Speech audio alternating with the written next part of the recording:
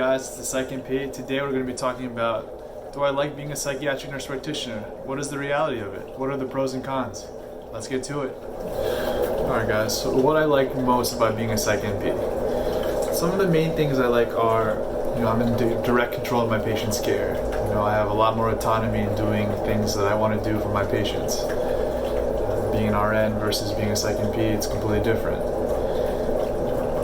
Also, you're compensated really well as a Psych MP. I'm making 2 to 3 times more than I was making as an RN.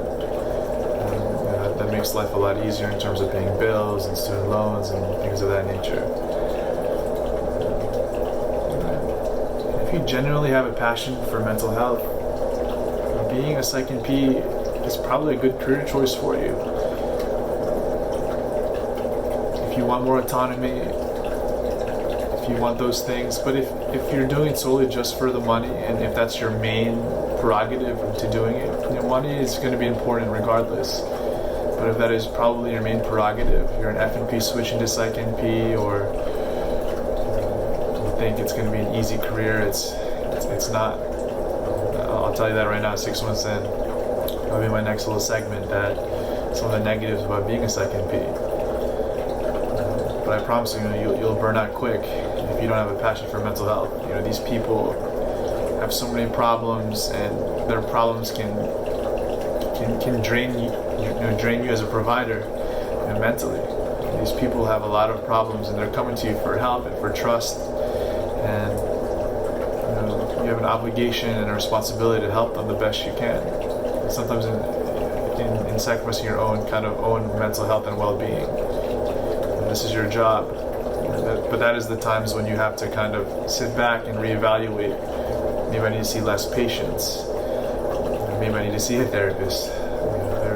You need to decompress and de-stress, guys, because these 4 or 5 days you're working, if you're working outpatient psychiatry, you have to be fully vested. You need to get a lot of sleep. You need to be ready to go. Because these days can be long. You can have so many patients. You have to listen to their stories. You have to have empathy. You have to really listen and do the best you can for these people. If they come see you for 30 minutes for a follow-up or an hour initial appointment, if they're coming to you for a sense of hope, someone that can help them, empower them in a way that maybe others couldn't. They don't know what to expect coming to see you. So you have such a big opportunity, but at times it can be really draining on us as well. So what I like about being a psychiatric nurse practitioner, the opportunities that I have now as a Psych NP are much different than when I was an RN. Being an RN, at least you can work in multiple units. There's a lot of things you can do as an RN. I think it's a really good degree to have.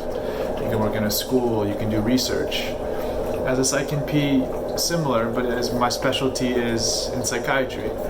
And there's so many things I can do. I started my private practice. I can work outpatient or inpatient. I can see children, adolescents.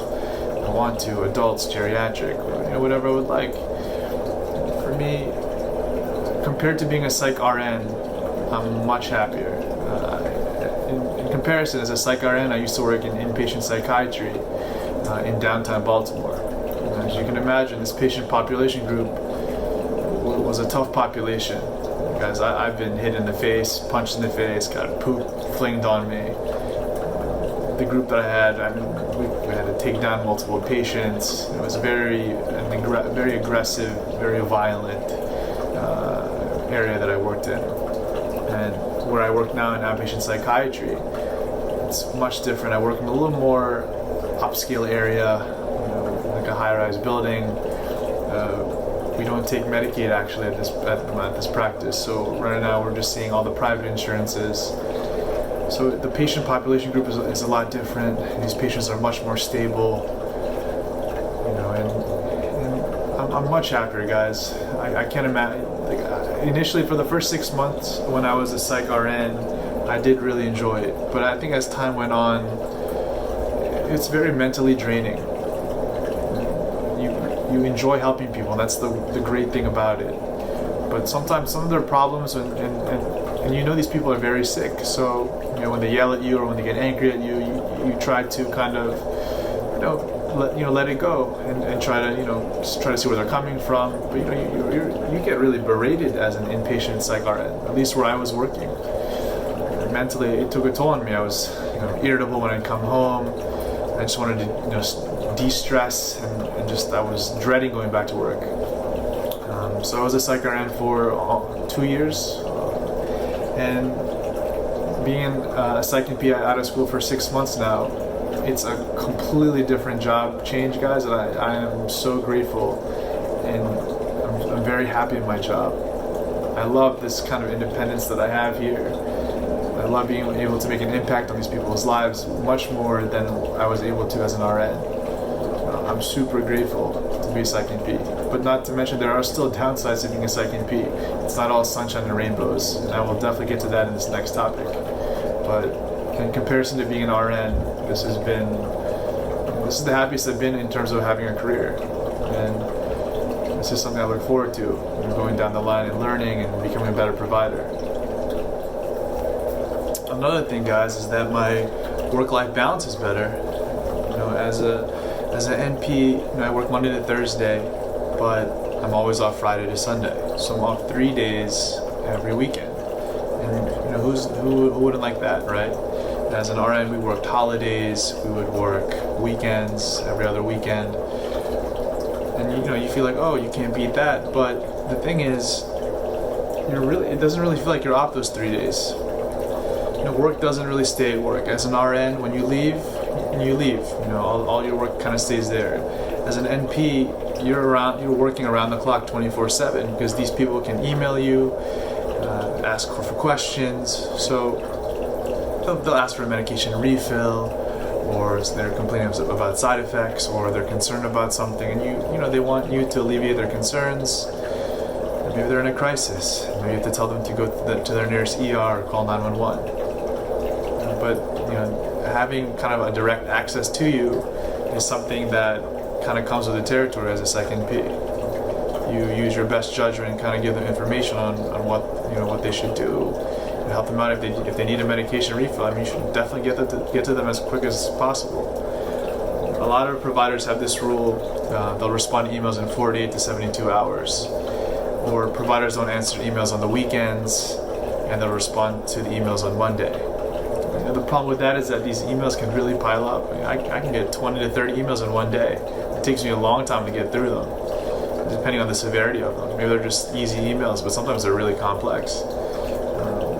But then on Monday, you're just completely bombarded with like 30 emails, not to mention your regular workload, and then the emails you get for a Monday. And then you start to feel really overwhelmed. But if you respond to emails at home on your days off, it doesn't feel like you're off work. You feel like you're just working around the clock, and you don't really get that break that you feel like you wanted. The other day, I was watching Netflix, and I was really enjoying the show called Ozark, and I got 2 or 3 emails back to back. It's like, on my phone, it's like a notification from my Gmail. And sometimes I try not to look at it, but then I click on it, and it's patient not doing very well. They're asking what they should do, and I can't not respond. It's not in me. If they're not doing well and I'm on my phone, I should respond to it. But I stopped watching the show. I was concerned about the patient. Then I thought about work again. I wasn't able to kind of de-stress that night or enjoy that night completely.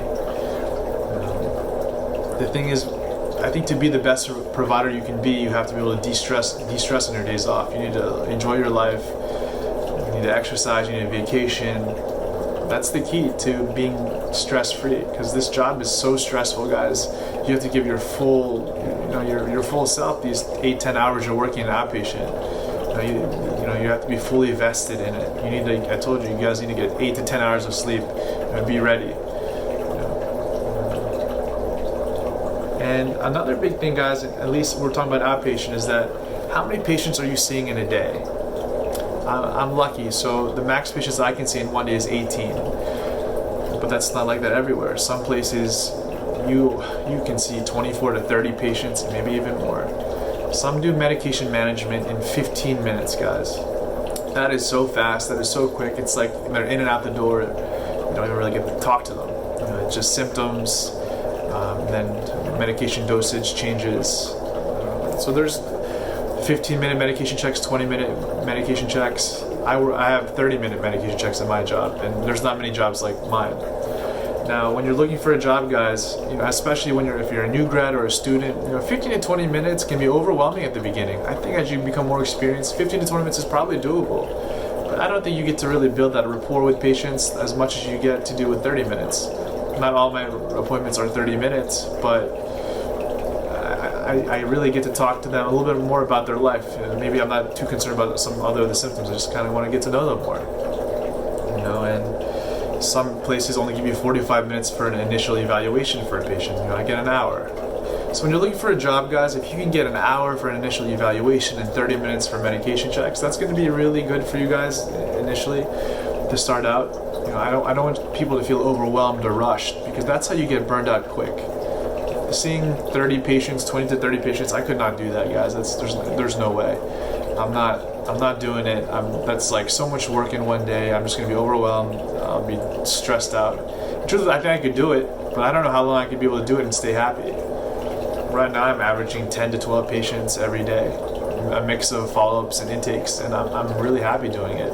I get to be fully invested in my patients. I have like breaks, every hour. And I get to relax and kind of de-stress. Documentation is another big downside of being a Psych NP. It's always been documentation is big as an RN. There's so much documentation you have to do, but I think as a Psych NP it's almost amplified. I spend so much time documenting. You have to obviously look at your patients and talk to them, and they need to see eye contact. That's so important. That you're listening to them, and they look at your facial expressions. They look at, does this person really care? But sometimes if you're doing a 15-minute medication check, you're like typing, looking at your computer while you're typing. It doesn't feel like you're not even really building trust or rapport. With me, I try to look at them as much as I can, because I am genuinely concerned. I try to type while looking at them. I'll make so many spelling errors and mistakes. I'll have to edit it later on. But documentations, I spend a lot of time on documentation. I'm a pretty fast typer, but if you're someone that's not a fast typer or can't multitask, you're going to be spending your whole day, especially at the end of the day, trying to catch up on some of the notes that you couldn't finish. And they say you have a week to finish notes, but sometimes you don't even, you might have some notes left over for the next day or for a couple of days because you're just busy the next day. Some providers I know catch up on these documentations on the weekends. So like I said, work-life balance, maybe you might be up 2 or 3 days on the weekends, but maybe you take some work home. And that's kind of where it's a little more troublesome. And I think also it's a lot more sedentary, guys, than being an RN. RN, you're on your feet. Sometimes it feels like more high intensity, depending on what unit you used to work on. Inpatient, I was running around, getting medications. If we had to put a patient in seclusion or had to get an IM shot or restraints, you're in there. You're really getting in there. For the Psych NP, guys, I have an office. I sit in my chair with my laptop, talk to them, prescribe a medication, reschedule them for a follow-up. But it's really sedentary. I get a little bored, and it's also kind of isolating and a little lonely. This is my office, and it's just me here. We do have meetings, but we don't. It can be a very isolating job, and that's probably another difference. But overall, guys, being a Psych NP, I'm happy about it. There's a lot of positives. There's also negatives as well. It's in any job. But the realism is, as long as you have a passion for mental health and you do enjoy it, and being a Psych NP it opens up a lot of doors. And it's something I'm really grateful for, and I'm so excited to work with it, with my patients. I love being a Psych NP. I don't think I really enjoyed being a Psych RN all that much. But guys, this is another good video topic, and I will be doing another video next Friday. And let me know what you guys think. All right, guys, Psych NP out.